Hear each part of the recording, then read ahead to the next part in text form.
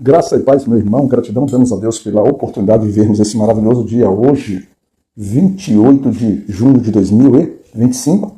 Estamos chegando ao final do mês e com ele também estamos de forma graciosa, vivendo dia a dia na construção dos nossos devocionais, nessa intimidade com Deus.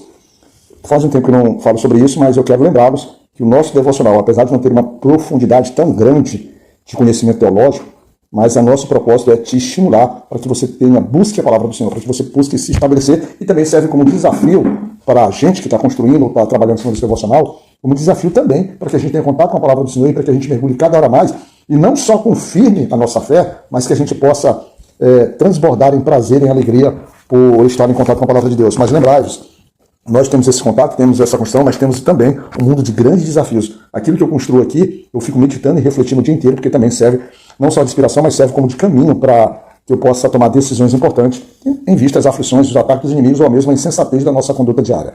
Tá bom? Então que o Senhor possa te abençoar, que o Senhor possa te inspirar a buscar nele e a buscar nesse contato diário, vamos dizer assim, um conhecimento, desprendimento e alegria de estudar a palavra de Deus e principalmente de viver a palavra de Deus.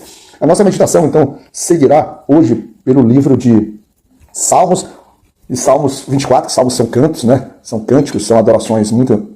Eu até aprendi que Salmos, a gente não fala capítulo 24, capítulo 20, a gente fala Salmos 24, Salmos 21, como se fosse o número do cantor cristão, da harpa cristã, vamos tomar como referência assim, para que a gente possa direcionar. Então, nesse Salmos 24, a gente vai usar o versículo 3 como fonte da nossa inspiração, do nosso devocional. E nele, o interessante é que ele diz assim: quem subirá ao monte do Senhor, ou quem estará no seu lugar santo? Eita, que maravilha! O salmista, então, ele tem uma preocupação aqui, de perguntar a ti, de perguntar a mim, ou ali no seu cântico, ele te inspirar a você pensar, a você meditar, a você buscar respostas para como você terá o direito, ou se você tem o direito de estar no Monte Santo, né? Estar ali, esse Monte Santo, ou no Monte do Senhor, ou esse lugar santo, na verdade, a própria presença de Deus, né? Nós temos lá no Velho Testamento, por exemplo, quando Moisés subia no monte, né, para receber do Senhor as instruções, para poder ter sua presença, até mesmo que o seu rosto ficou, vamos dizer assim, iluminado, especialmente que a glória do Senhor sobre Moisés. E é maravilhoso. Mas o salmista, então, nos estimula, não é qualquer um que vai chegar ali. E aí ele vem dizendo isso porque, inicialmente, a primeira coisa que o salmista vem fazendo no versículo, no Salmos 24, no versículo 1, ele diz assim: do Senhor é a terra e a sua plenitude, o mundo e aqueles que nele habitam. Então, toda a criação, tudo que existe, ele é da própria majestade do Senhor, a soberania dele, é o poder dele, tudo deriva dele. E é maravilhoso. Então, se tudo deriva do Senhor, tudo foi criado para que fosse de uma forma santa, plena. E isso se retrata muito claramente na nossa própria vida, na nossa própria existência, na nossa própria conduta, e em especial dentro da nossa família. Irmãos, eu tenho dito que viver a salvação de Cristo talvez seja a tarefa mais fácil de todo o cristianismo. Porque viver a tarefa de Cristo é o simples ato importante dado pelo Senhor de nós vivermos a fé e a aceitação de Cristo Jesus. Ou seja, quando nós confessamos com a nossa boca, precisamos confessar com a nossa boca, precisamos fazer isso de forma pública para que pessoas possam testemunhar,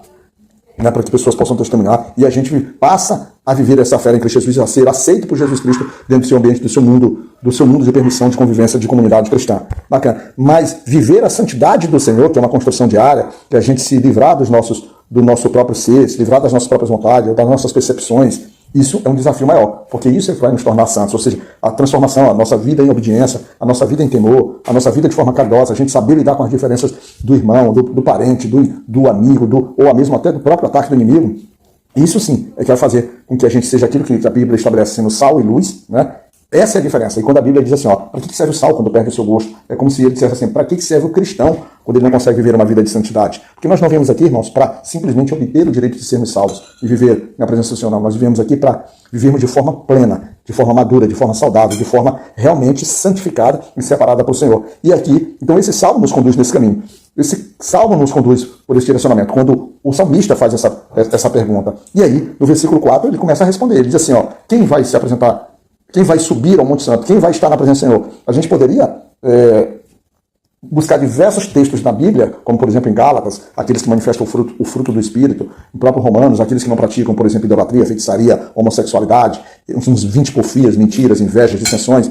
Nós poderíamos passar por vários desses para dizer quem não deve estar na presença dos homicidas, os mentirosos, os falsificadores, os que se apressam com seus pés para o mal, os que derramam sangue inocente, assim como também nós poderíamos passar em outros livros da Bíblia dizendo por vários que que estarão diante dessa presença. E talvez alguns remetessem ali a Levítico 26 e a Deuteronômio 28, né? Principalmente na parte tanto das maldições quanto das bênçãos do Senhor. Poderíamos, mas aqui ele vai simplificar, ele vai dizer assim, no versículo 4, aquele que é limpo de mãos e puro de coração, que não entrega a sua alma à vaidade, nem jura enganosamente.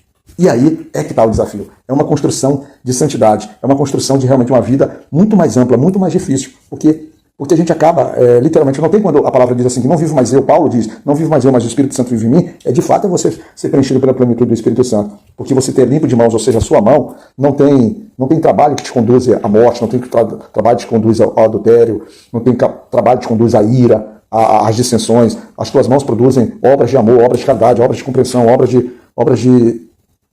vamos dizer assim, de ajudar, que tanto você quanto o teu irmão ou a tua irmã, ele possa tentar se aperfeiçoar na fé, você ser instrumento de apoio, ou seja, não entrega, você não se sente maior que ninguém, você não é vaidoso, você reconhece que a tua diferença não te faz maior do que ninguém, que aquelas tuas bênçãos que tu recebe, aquela tua presteza, aquela tua solicitude, aquele teu ânimo na fé, aquela tua entrega à obra, que às vezes você não vê no teu irmão, isso na vida diária, no teu trabalho, na tua casa, na tua igreja, na tua escola, seja lá qual ambiente for, isso não te faz tu ser maior, tu ser tão especial quanto o teu irmão, mas faz tu ser fonte de luz, faz tu ser fonte de inspiração, faz tu ser fonte de luz, de crescimento e de motivação para aquele que tem uma vida diferente e uma vida que precisa ser aperfeiçoada diante do Senhor. E ele também disse aquele que não jura enganosamente, que não anda falando mal, que não anda desfazendo do teu irmão, da tua irmã, do teu próximo, ou seja, é alguém que, de fato, e aí ele vai para o versículo 5, que ele diz assim, estes receberá a bênção do Senhor e a justiça de Deus da sua salvação. Maravilha, Pai, maravilha, esse assim. Então, você vê que é um Salmos, ele vai... E eu sempre deixo, ele vai, vamos dizer assim, se conduzindo aqui em gratidão, ele vai celebrando, ele vai glorificando, ele vai se fortalecendo, e é um Salmos que nos leva para isso. Então, sempre quando a gente lê um Salmos aqui, fizer o nosso devocional, por mais simples, mais curto, ou mais, vamos dizer assim, longo que ele possa parecer,